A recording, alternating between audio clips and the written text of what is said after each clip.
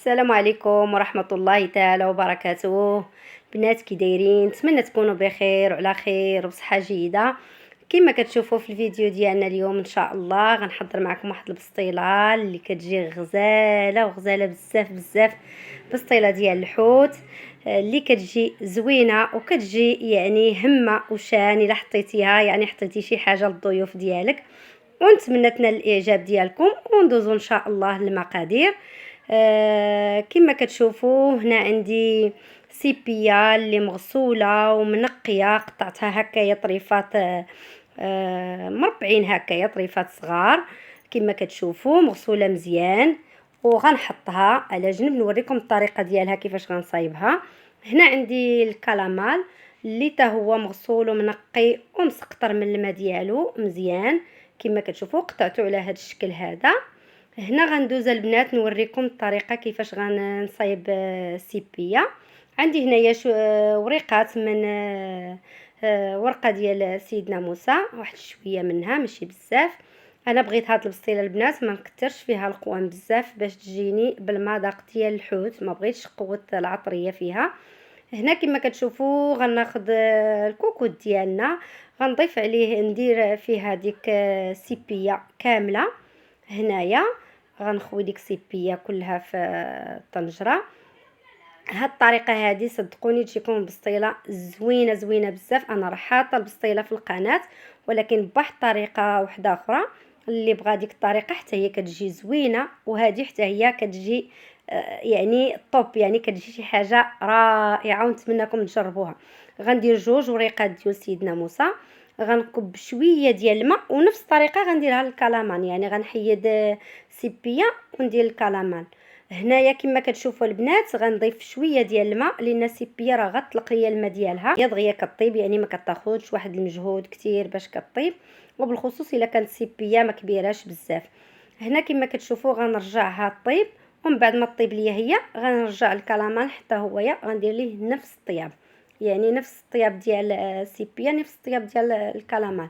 هنا كما كتشوفوا غنرجعها من بعد ما طيبت الماء هذا سيبيا والكلامال ديالي كما كتشوفوا، وحطيته على جنب خليتهم كيتسقطروا. غندوز هنا عندي ازايز اللي كديروه في الكوكوط، كديروا عليه الماء كتسدوا عليه وكيطيب. من بعد ما كيطيب كتنقيوه وصافي، راه دغيا دغيا كيطيب، يعني ما كياخذش الوقت كثير الا درتوه في الكوكوط، وبالخصوص الا كان في الفريغو. هنا عندنا الكوفيت اللي هو يا منقي كما كتشوفوا. هنا عندي كوربين، يعني طرف ديال كوربين يعني غير الهبره اللي قطعتهم بحال هكاك مربعين، قطعتهم يعني يكونوا طروفه كبار. هنا عندي الشعريه، صينيه باكيه ديال الشعريه ديال الروز، صراحه هذه كتجي زوينه هذه ديال الروز. وداك هذا الكروفيت اللي سلقت به باش رقدت الماء ديال هذيك الشعريه. عندي جبانيه ديال المعدنوس اللي مقطع رقيق، وعندي كما قلت لكم هنايا عندي الزيتون، وعندي الحامض مصير ومقطع طريفات صغار، وعندي الشابينيو اللي كما شفتوه اللي معلب علبه غير صغيره. عندي هنايا الثومه، عندي هنايا واحد العصير ديال الحامضه كما كتشوفوا. هنايا عندي شويه يعني الزيت البلديه باش غنخدم هاد البسطيله هذه، يعني جات بواحد المذاق تجي زوينه. هنا عندي الفرماج الاحمر كما كتشوفوا. هنايا عندي داك المرق البنات اللي انا طيبت فيه الكلامال وطيبت فيه السيبيه وخليته حتى اختار وحطيته. هذا هو الماء باش ديك ولا بحال الجيلاتيني اللي ولا خاطر، هو باش غنشحر اسمه هو باش غنشحر هذا القوام كامل اللي ذكرت لكم. هنا كما كتشوفوا عندي هنايا التزيين، عندي هذا الكوفيت هذا للتزيين هو اللي سلقت ودرت الماء ديالو للشعريه. هنا كما قلت لكم عندي لانغوس اللي حتى هو درته في الماء وشعلت ليه البوطه، يعني ما درتوش في الكوكوس غير في الكاميله وخليته كيطيب. راه دغيا كيطيب، يعني ما كيشدش وقت كتير باش كيطيب. هنا كما كتشوفوا عندي هنايا الزبده اللي كتكون من النوعيه الجيده باش تشحروا باش تجيكم البصيله ديالكم بنينه. هنا عندي الملحه كما كتشوفوا، وعندي هنايا سكينجبير اللي حتى هو كيجي زوين مع البسطيله، وعندي هنايا الهريسه، وهنايا عندي الابزار، وعندي هنايا البنات العطريه اللي هي ديال البسطيله، وعندي هنايا تحميره، وعندي صوص صويا. هنا كما قلت لكم نتوما لكم الاختيار، يعني ما تكتروش العطريه وراه كتجي زوينه، صدقوني كتجي زوينه بزاف. هنا كما كتشوفوا في الطنجره غندير طريف ديال الزبده، وغندير زيت البلديه، وغندير كما قلت لكم شويه ديال الثومه. هذه هي المقله البنات اللي دائما كنقول لكم راه عندي المقله كبيره فاش كنقلي المعسلات ديال رمضان. هذه هي المقله يعني ديال النحاس اللي كتجي زوينه فيها التشحير، كيعجبني انا نشحر فيها بحال هكايا البسطيله، كيعجبني نشحر في نطيب فيها بحال الدجاج محمر الا كان عندي كتير، يعني كتهز ليك الدجاج بزاف، يعني كتهز ليك حتى 6 دجاجات 7 دجاجات كتجي زوينه، راه كبيره وثقيله وكتجي التشحيره ديالها فاش كنكون تشحروا فيها كتجي زوينه. هنا كما كتشوفوا غنضيف ضفت هنايا الثومه والزيت البلديه والزبده. راه كاملين دوك العناصر البنات غنشحرهم في نفس الطريقه، يعني كلهم غنشحرهم، راه غير من الريحه تبارك الله الحوت طالع وجديد، كطالعه واحد الريحه زوينه زوينه بزاف. هنا كما قلت لكم غنبقى بحال هكايا نشحر، يعني راه ما غيطلق لا ماء لا حتى حاجه، راه انا مجهده البوطه. وهنا كما كتشوفوا غنضيف واحد المعلقه كبيره ديال المعدنوس، يعني هنا عندي زلافه ديال المعدنوس، غنضيف واحد المعلقه كبيره هكا ديال المعدنوس. وكما قلت لكم العطريه راه ما غنكثرهاش، غندير غير شويه، انا بغيت هذا الحوت يبقى بالمذاق ديالو. هنا كما قلت لكم انا راه ما ضفتش البنات هنايا الكمون. الكمون يعني ما ضفتوش كاع في هذه البسطيله هذه نهائيا، وجات زوينه بزاف. لان كما قلت لكم اللي بغى البسطيله الاخرى رانا حاطها في القناه حتى هي كتجي الطريقه ديالها زوينه وكتجي بنينه. انا ما بغيتش ندير في هذه البصله نهائيا والكمون ما بغيتش نديرهم، حيدتهم، درت هاد الطريقه هذه. ودائما انا موالفه كنبخر الحوت، وقلت نجرب هاد الطريقه هذه، والصراحه جات زعما انا ما ذقتهاش، ولكن جات في الريحه ديالها ملي كنت كنشحرها، يعني جات زوينه بزاف. كما قلت لكم يعني هاد الشيء كتبغيو تخدمي شي حاجه للكليان ديالك تكون مزيانه وتكون زوينه وبتحميره الوجه، مهما هو جايب لك حوت وجايب لك حوت غالي وجاب لك القوام، يعني كلشي القوام جابو، ايوا خصك ديري ليه شي حاجه اللي كتحمر الوجه حتى الا حطها للضيوف ديالو، يعني حط لهم شي حاجه هو مفتخر بها. هنا كما كتشوفوا غنبقى نحرك حتى يتشحر ليا كلشي، يعني يتلبس بداك القوام اللي درت. كما قلت لكم راه غنضيف كاملين غنخدمهم نفس الطريقه، يعني كلهم غنشحرهم بنفس الطريقه. هنايا كما قلت لكم راه ما كتطلق لا ماء لا حتى حاجه. هنا كما كتشوفوا غنضيف هنايا ازايز حتى هويا نفس الطريقه غندير ليه، غير ازايز ما غنديرش فيه الملحه نهائيا البنات، لان هويا كيكون مالح سبحان الله العظيم بلا ما ديري ليه الملحه، ما غاديش نديرها ليه نهائيا، يعني غندير ليه غير العطريه الاخرى كامله اللي ذكرت لكم، والملحه ما غاديش نديرها ليه صافي. حتى هويا دائما غنبقى نشحر ونحيد وغنخدم. كما قلت لكم هنايا عندي كوربين اللي غطلق هاد الماء ديالها، هو فاش غنشحر الشعريه، يعني الشعريه غنشحرها في هاد الماء ديال كوربين. هنا كما كتشوفوا عندي الكروفيت اللي حتى هو غنشحرو بنفس الطريقه كما قلت لكم. وحاولوا جهدوا ليه البوطه البنات باش ما يطلق لكمش الماء، الا درتوا البوطه هكايا ناقصه غيطلق لكم الماء كامل اللي فيه، من الاحسن جهدوا ليه هو البوطه. هنا كما كتشوفوا انا الشعريه راني قطعتها بالمقص حتى ولات رقيقه، باش تجيكم ملي تبغوا تخلطوا العناصر كامله تجيكم سهله. حتى هي كما كتشوفوا راه مشرمله بنفس الطريقه باش شرملت الحوت كامل. ضروري كما قلت لكم البنات غتخليو الحوت ديالكم حتى يبرد، يعني ما يمكنش تخدموا البسطيله والحوت سخون، الا خدمتوا البسطيله والحوت سخون يعني غطرطق لكم كامله الورقه. هنا كما كتشوفوا، واللي بغى مثلا بحال هكايا هنايا الكروفيت ما غنديروش دابا، غنخليه حتى نديرو من الفوق هو الحوت الاخر ديال كوربين، يعني غنخليه حتى نديرو من الفوق ديال البسطيله. هنا كما قلت لكم على حساب البسطيله اللي بغى بحال هكا يوجدها ويقادها ويمونطيها بحال هكا، يعني يقادها يلمطها ويقادها ويدير لها السلوفان. الا كانت مثلا عندك العرضه وغديريها الغد الاخر، خليها غير في الثلاجه لتحت تجيك سهله. هنا كما كتشوفوا هنايا درت 3 طروفه اللي درت في البسطيله لداخل، وثلاثه خليتهم باش نزين بيهم. هنا كما قلت لكم، واللي بحال هكا يبغى يديرها يعني يعمرهم بحال هكا بساط الله هكا يعمرهم ويديرهم في الفريغو، يديرهم راه ما كيخسر بهم حتى حاجه. ولكن فاش تخرجيها من الفريغو يعني تكوني مشعله الفران.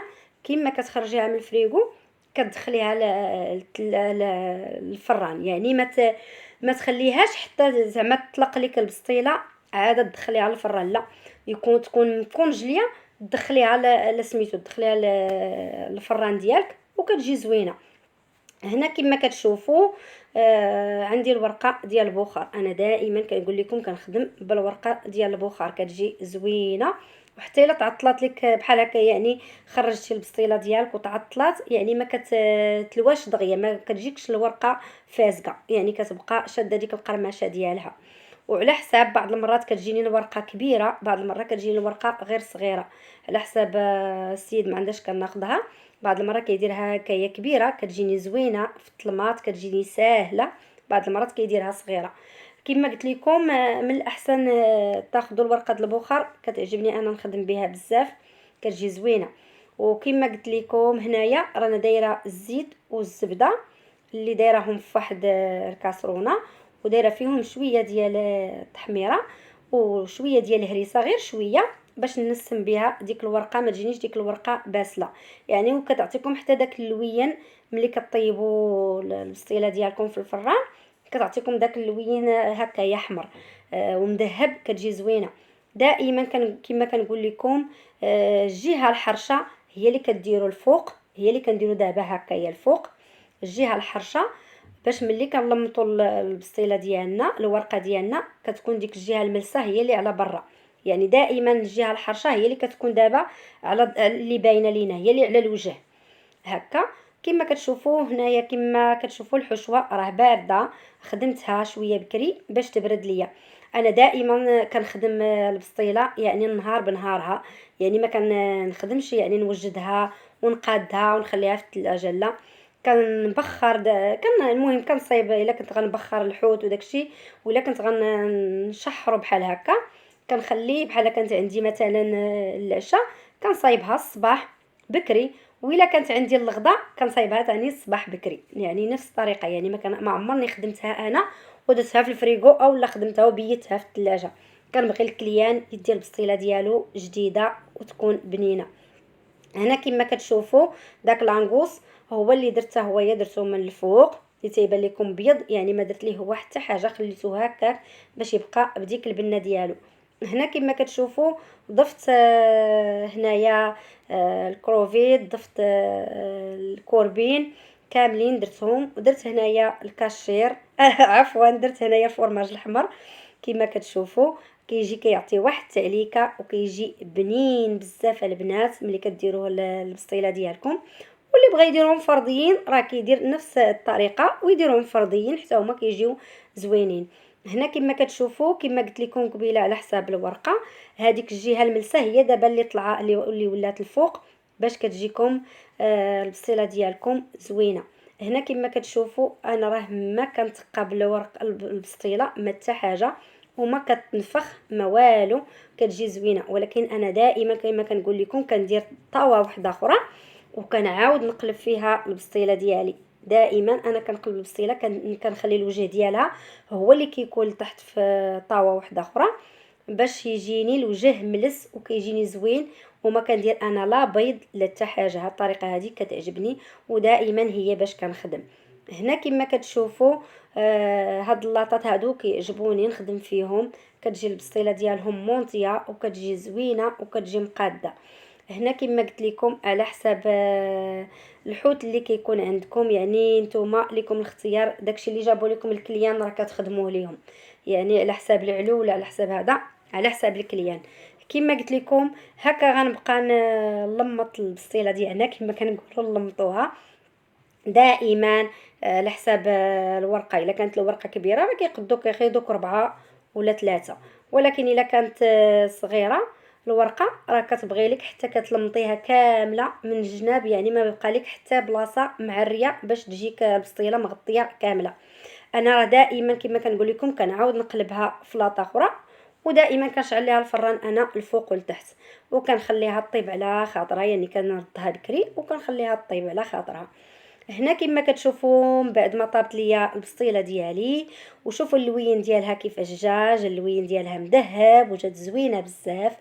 هنا كما كتشوفوا زينتها انا هكايا بهذا الخص هذا اللي كتجي اجا اللوين ديالو زوين ما بين الموف والخضر، جا زوين بزاف، عطيها واحد المنظر. وتزيين كما قلت لكم البنات نتوما ليكم الاختيار، زينوها باللي بغيتو. وداكشي اللي جابوا لكم الكليان، البنات اللي كيكونوا خدامين اللي جابوا لكم الكليان راه غتخدمي وغتزيني ليه بيها. كاين الكليان اللي ما كيجيب لك غير الحامض ولا كيجيب لك غير دوك الكاشير والعويدات هكايا ديال الكيردون، دير فيهم الكاشير ودير فيهم الفرماج الاحمر وكتزينيها بها.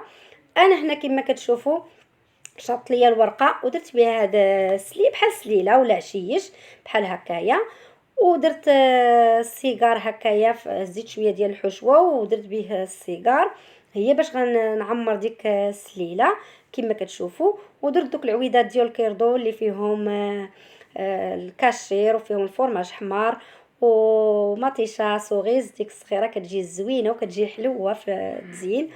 وزينت هكايا بالكروفيت وبلانغوس، وانتم كما قلت لكم على حساب الكليان وعلى حساب اللي عندكم في الدار ديالكم. ونتمنى تنال الاعجاب ديالكم وشكرا.